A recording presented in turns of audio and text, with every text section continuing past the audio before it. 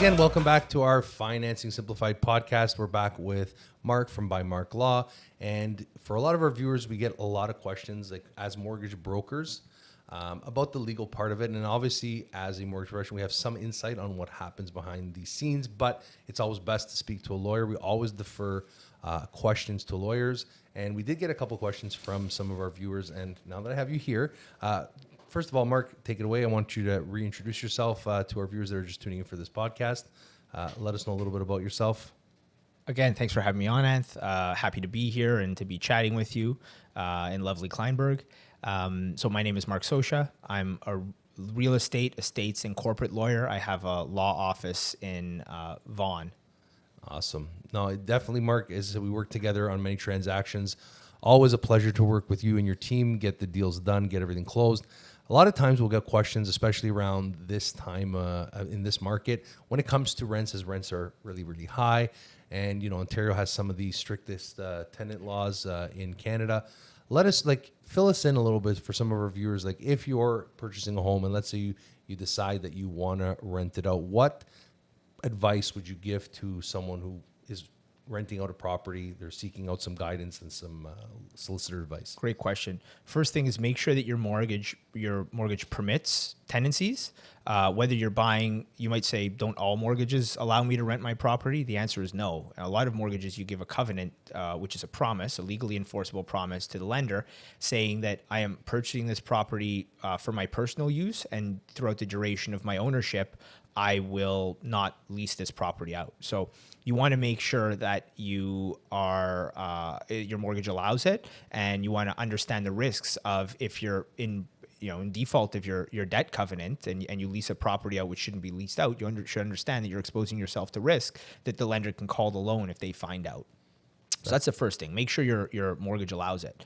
Second thing is you want to make sure that you have a written tenancy agreement, and Ontario's made it very easy over the last few years. They've a few years ago, there's an Ontario standard form lease, which you can get online, and you just tick boxes and insert certain key information, and that's fairly simple. Make sure you have a written lease.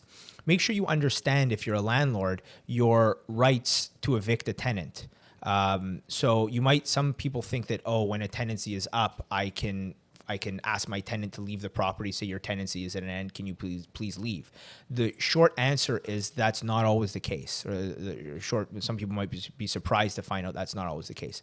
And what determines your rights as a landlord to terminate the lease is whether your property was first occupied for residential purposes before or after November. There's a particular date in November. I think it might be November 15th, 2018. But just as a general rule, I would say that if you have questions about this is not legal advice for anybody in particular. If you have questions about your situation specifically, don't rely on this. Contact a lawyer and ask about your situation in particular. But speaking in generalities, if you buy a new build condo in 2017, then that unit is subject, if you buy a new build condo and you close it and it's first occupied for residential purposes in 2016 or 2017, or even in part of 2018, then that unit is subject to rent control. There was a change in legislation in 2018, which again, I believe is mid-November 2018, where any units first occupied for residential purposes after November 2018 are not subject to rent control. So what does this mean? If your unit is subject to rent control, it means that you as a landlord can only raise your rent by the prescribed rate. And we might say, who prescribes that rate? The government prescribes that rate by regulation on an annual basis. And sometimes it's zero. Sometimes it matches inflation. But if your unit was occupied, and it's important to say, some people think, I bought the unit after 2018, or I leased the unit after 2018. The question is not when did you buy the unit or when did you lease the unit. It's not a owner-specific question. It's a unit-specific question. Is when was your unit first occupied? So if you bought a condo, if there's a condo that was built in 1995 and you buy it in 2020, That unit was built in 1995. It was subject. It was occupied as a residence in 1995. 1995 comes before the year November 2018. So your unit is subject to rent control. So some people mix that up. They think it depends. It's not a purchaser specific test. It's a unit specific test. So if your unit is subject to rent control, you're limited as to how much you can increase your rent year over year. If your unit is not subject to rent control, you can increase your rent by whatever you want at the end of the term. And it's up to the tenant to determine whether or not they want to remain in that unit at the new rent or leave. Right? Failing, so that's the first thing I would say. Failing that, your rights to terminate a lease and your rights to terminate a lease would be you can, if you own the unit personally, you need to occupy that all or part of the unit that's occupied by the tenant for personal purposes, or for a close family member, and you should check with your lawyer to figure out whether. Like cousin Tony is probably not a close family member. You got to check with a lawyer and see who your mother-in-law or your kid, close family members. But once you start getting further away from direct family, you may not be able to have those people move in and terminate the lease on that basis. So, like I said, you just have to be aware of your termination rights. That's what I would say. And before you sign a lease, before you buy an investment property, have a conversation with a lawyer about your termination rights in respect of that unit in particular. And if you own a unit and the lease is up and you say you own it under a holding company or something like that, and you want to sell the unit, you can always sell the unit subject to the lease. And if you sell the unit subject to the lease and the purchaser intends to live there and the lease is at an end, you can terminate the lease before the closing. But those are broad strokes, your termination rights as a landlord. So for a lot of our viewers out there, it's very important to speak to a lawyer, especially if you're looking to purchase an investment property as a rental, especially if it's a condo unit. Does that apply to houses as well, or just? Yeah. It applies to condos, houses, and I would say your good suggestion. Talk to a lawyer, as you said, but talk to a lawyer before you sign a contract, because after you sign a contract, you may have limited. You may already be contractually locked into a situation that you would prefer not to be locked into. There's always the option not to close, to default on a deal or something like that. That option always exists, but it's not fun and it's not one that most people usually choose. So I would say if you have questions, it's always better to talk to a lawyer before you sign a document than to wait, and it might be too late, right? And it's tough in this environment, especially as we go through these, ebbs and flows when it comes to clients being able to put condition of financing in their clauses. So a lot of the times they're just going to be buying this place and hoping for the best. But as I said, like, it's really good if you know that you're going to be putting an offer on a property. Like we've worked with clients to get appraisals done ahead of time just to make sure that they can go in firm. But having that conversation with the lawyer, I really think gets overlooked in most cases. It's like they buy they buy the house, and then it's like, and we'll be working with clients. It's like, okay, you bought the house, like you have purchase agreement. It's like, okay, where did you send this to a lawyer? They're like, oh, we haven't got a lawyer yet. And I'm like, especially for even new construction, big, enter that into this conversation. This is a big one. This is huge. Okay, I'll let you fill in. Like, so when you buy a new construction house, what should someone be doing if you're buying a new construction unit? Okay, good. So there's a lot of confusion in the marketplace about buyer rights on the purchase of new build units. Some people think that if I buy a new house from a builder, I have a cooling off period, a 10-day cooling off period. That's partially correct. That's correct if you buy if you take an interest in property where there's a condo component to it. So if there's a condo, if you're buying a new build condo, or if you're buying, say, a townhouse on a condo road, the law prescribes a 10-day cooling off period, and the vendor and the purchaser cannot contract out of that. So by law, by right of law, you as a purchaser of a new build condo have a 10-day cooling off period. If you buy a 40-foot 40-foot detached home in Bolton that's not on a condo road, that's a freehold property, and you can ask the builder, you can ask a lawyer, what am I buying? Is it freehold? Is it a condo? Is there a condo component to it such that I have the cooling off period? But if you're buying a freehold property, the only way that you have a cooling off period is if the contract itself gives you that condition, and in situations where there are people lined up out the door for a new release, and it's exclusive to get on the list to even be there on the Saturday morning to put an offer on one of these places. it's very uncommon that or unlikely that they would offer that kind of condition. So when you buy, I tell people all the time, when you buy a new build property, the agreement of purchase and sale is as much a marketing document as it is a legal document. You're sitting in a situation with salesmen who are very good at what they do, very persuasive, and there's a contract that's put in front of you, and you see a sticker price.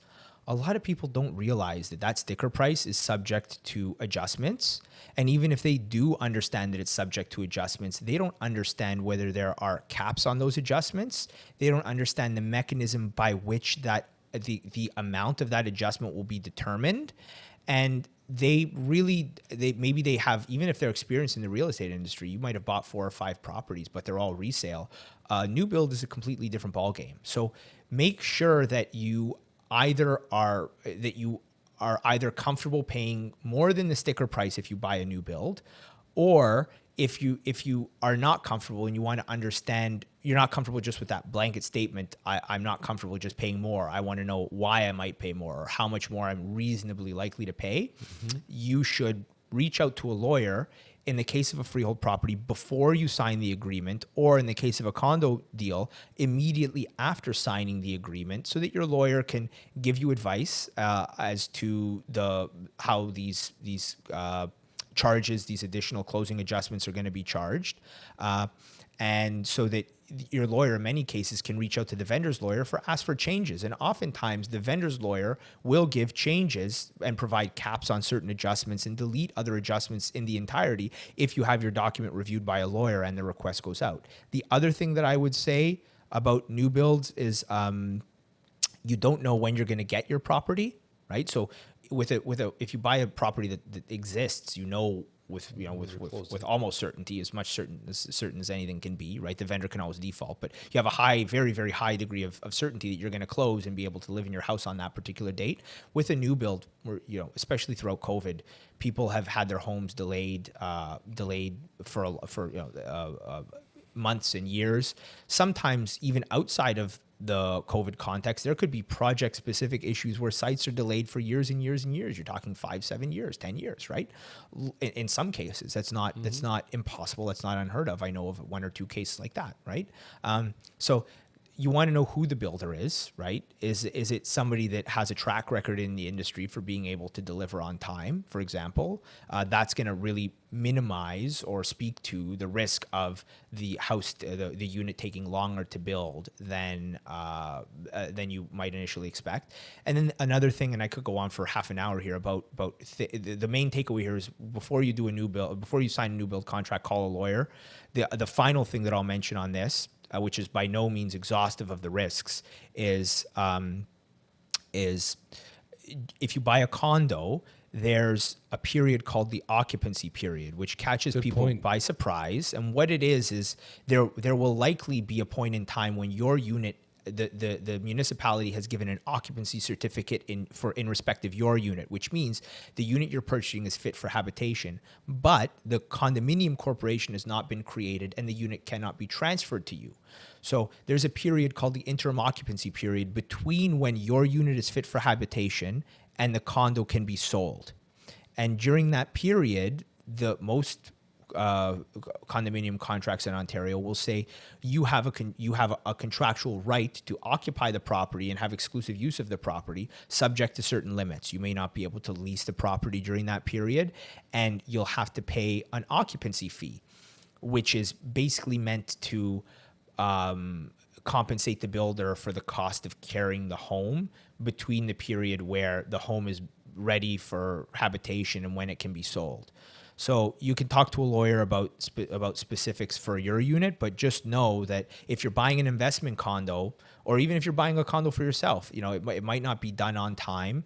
It might, and you might have a lengthy period, and it could be 2 months, it could be 16 months, where you are paying to live at the property and you're not earning any equity in the property. So that's not being put towards a mortgage. We used to call it a phantom mortgage, right? We used to call it. Yeah. And it's a really good point that you touched on that, because I mean, as someone who's closed multiple new construction homes, it's almost imperative that you have a lawyer review it. And that's changed actually. I remember when we bought our first pre-construction home, some of the builders would give you that cooling off period of 5 days for lawyer review. But I think now with the frenzy, they sort of stripped it away. And sort of a piece of advice, most of, at least from my experience, from a lot of the clients that are purchasing new construction builds, or there's these, as you mentioned, you're waiting in line. A lot of them will actually sometimes have some of their legal documents online so that you can actually They may, give them to your lawyer your lawyer beforehand, so you know exactly what you're getting into. Because trust me when I say this, how many times we work with clients, it's like, and we're always telling our clients, look, you're buying new construction, you're closing, it's like, it's almost important to understand you're going to be adding additional money to that closing, some definitely charges that are going to be there. So they need to be prepared for that closing. A lot of times they'll be like, oh, we're going to put everything we have to the mortgage. I'm like, important, this is very important, is the lender usually, and you could speak this better, the lender will usually lend based on a percentage of the contract price, not the contract price. So the dollars and cents noted on page 1 of the agreement of purchase and sale, not the contract price subject to adjustments, which means those additional costs will have to be financed in cash. You can't borrow for them. If there are $20,000 worth of adjustments, the bank's not going to lend you, an additional $15,000 to pay for those $20,000 worth of adjustments, and you only foot the bill for $5,000. You have to foot the bill dollar for dollar for all additional costs. And the other thing is, you should talk, if you're buying a new build condo, there's provisions in the agreements of purchase and sale. This is the other major thing, and then we can maybe move on from new builds. But there are provisions in the agreement of purchase and sale that say that you are representing to the vendor that, often cases, you'll represent to the vendor that you're living there and you're not buying it as an investment. And that's relevant for the vendor because the vendor is relying on that assumption to allow you to transfer a tax rebate, an HST rebate to them. And the agreement will further stipulate, it will say that you, the purchaser, are assigning a tax rebate to the vendor. And in the event that you, the purchaser, become disentitled to the tax rebate, or even sometimes if there's a change in law and the tax rebate goes away, which would be very unlikely, but that it would apply.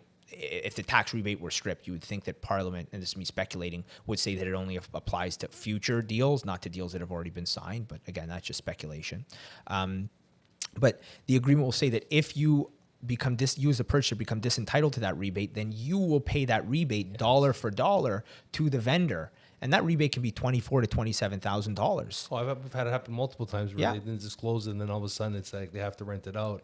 And that HST, they have to. It's cover. a kick in the pants. There's a mechanism. Long story short, there's a mechanism to get part of that rebate back after the closing if you find yourself in that situation. But yeah, long story short, like talk to a lawyer, and it'll probably be a good half hour, 40 minutes for him to review the agreement, and a half hour, 40-minute hour call if it's being done properly for you to understand all your. Or have a good explanation of the liabilities and the benefits of a condo as they are new build property as it applies to you. The benefit of a new build property, and this is not legal, but this is financial commentary, is you have your deposit tied up for 4 or 5, only your deposit tied up for 4 or 5 years or however long it takes to build. But you have rights to buy an asset which is worth, where a multiple of your deposit and is growing at market rates, right? So at the rate of the real estate market. So if you bought a new build in 2017, you might have been able to buy a condo for just examples, right? Don't place any reliance on this. But 2017, you put $40,000 down for your new build condo. The condo itself is worth $500,000, right? With that $40,000, you have a $5,000 asset, which in 2020 or 2021 is worth, say, $700,000. So with your you've tied up $40,000 of capital and you've made a $200,000 profit. That's why new builds were so popular and remain popular, right? Is you have that situation where you tie up a small amount of capital and you have a large, and you're not making any payments, right? It's not like you're making mortgage payments for that period where you're waiting for the property to be built. And that's why people have loved them. Whether that situation will persist into the future. I don't know. I don't have a crystal ball, but No, I think there's a lot of people that did that. As soon as that fire sort of caught wind, a lot of people started doing paper flippers, right? They were just buying it, then reassigning it, because everyone was making money. It was like a movement where caveat here, you may not have a right. Some units you may have a right of assignment. Some units you may not have a right of assignment. If you have a right of assignment, there are HST implications to exercising that right of assignment. You should talk to a lawyer about the HST implications of paper flipping in respect of a new build. and taxes. So talk to an accountant too. Yeah, that's exactly. Yeah, talk to a lawyer and talk to an accountant about the tax implications of that. Yeah. Yeah. So like, I mean, that's definitely great. There's a lot of stuff with new construction homes, but I think one of the major questions that we got to, and we were talking about off camera, is some of the differences, like when it comes to obviously the mortgage component, co-signers and guarantors, but on the legal aspect of it, what does it mean to someone, a parent or a sibling or someone that's going to go on a deal? You know, maybe give us some insight from the legal perspective. So a co-signer from a legal perspective is a distinction without a difference. There's no such thing as a co-signer, right? You are a mortgagor, you're a chargeor. You're somebody who is liable for the loan, right? Who has obligations under the mortgage. Most cases, what'll happen is, husband and wife, they have some money, they have some income, but they need, dad or mom or both to co-sign, as it's said in the industry, right? What the dad and mom are agreeing to do in that case is they're agreeing to accept full liability for the repayment of the loan. They're taking a beneficial interest in the property, so they're getting something for it. And usually the way those deals are structured, and I see this happen sometimes where you have people who are intended to be co-signers, but when they go on title to the property, they're on title as a joint tenant with their kid and their in-law, right? Which in my view is not the best way to paper that kind of relationship. A joint tenant has a right of survivorship to a property. So this would mean, for example, if husband and wife both pass away, so you've got husband, wife, and dad are all joint tenants on a property. Husband and wife pass away, dad inherits the property as the surviving joint tenant, right? So that's obviously not the situation that most people would want. There are also tax implications because dad owns as a joint tenant of the property, but he doesn't live at the property. So talk to your accountant about the implications, if any, about your eligibility for the principal residence exemption. Do you become disentitled to a part of the principal residence exemption because dad is on title as a joint tenant? In my view, a better way to do this would be to put, the bank just cares that dad has an interest in the property. Mm-hmm. So the best thing to do is to say husband and wife are joint tenants as to 99% of the property. Dad is a tenant in common. He owns an interest that's separate and distinct without a right of survivorship as to 1% of the property. And that doesn't mean to say that dad is only liable for 1% of the mortgage. He only gets 1% of the property. He's still liable for 100% of the mortgage, but it goes some way to addressing the tax issues. And does this help them with land transfer tax? That's actually another benefit. Yes, if husband and wife in this case are first-time home buyers, your entitlement to the first-time home buyer land transfer tax exemption is proportionate to the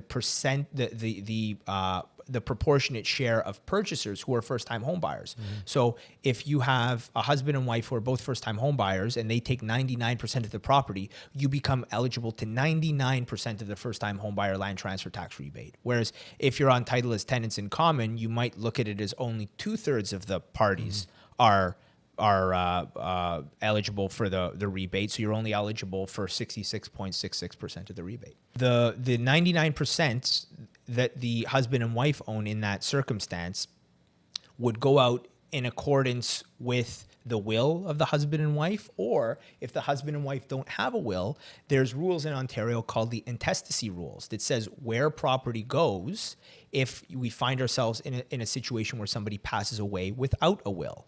And the general rule is that, it really depends. If you have a spouse, say you're married and you have no children, everything goes to your spouse. If you're married with children, most of what your spouse will get a preferential share of your assets, and then the balance will go to your and then the balance will be split between your spouse and your kids. And it keeps getting more remote who inherits your property. But in that case there, hopefully, where dad is on title for 1%, husband and wife own 99%, husband and wife pass away, hopefully husband and wife have a will that says what happens to their property. And the will is actually a good suggestion. A lot of times working with first-time home buyers, we tell them, you want to work with a lawyer, you want to work with them, because at this point in the game, you have an asset, and eventually, most people overlook this thing. So even with insurance, and especially as you get family, you get busy, you get tied up. But I think as working with a real estate lawyer that offers wills like you do, is adding that extra layer of protection, and God forbid something happens, right? That's wills are not like a primary focus of my practice. I don't focus on it. No, but I focus on it enough because I have clients where I do all their real estate transactions. I'm their corporate lawyer, and I know everything about them. And it only makes sense that I can assist them with their estate planning as well. And I would say for about half first-time home buyers who have kids, husband, wife, couple kids, they're buying their first home. Oftentimes they'll at the tail end of after I've closed their house, they say, "Oh, do you do wills?" And I say, "Yeah, I do wills. Like, get settled into your house, and then give me a call whenever you're ready, and we can discuss options," because they're worried about guardianship for the kids. They have questions about probate tax. Probate tax is essentially a tax paid on the assets that pass under your estate. If you need the court to stamp the will, which is said to probate the will, you'll have to pay the court a tax to do that. So that's why it's part of my services that I offer, because I get to know my clients' affairs so well that I'm in a good position to be able to give them estate advice too. Would. Yeah. Marc, thanks for being on. Where can they find you once again? What's the website? So you can go to my website. It's www.bymarklaw, BYMARKLAW.com, and you can reach me and my team there.